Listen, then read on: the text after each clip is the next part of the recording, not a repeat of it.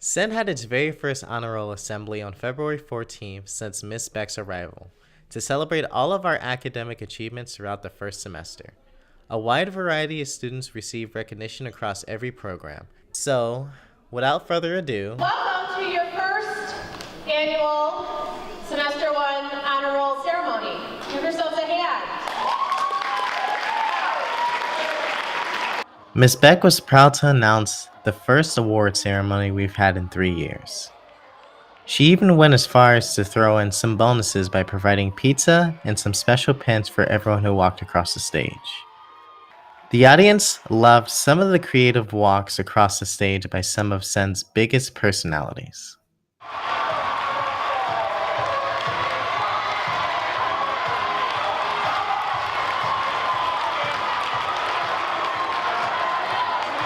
Even some of our very own here at Senn TV were honored.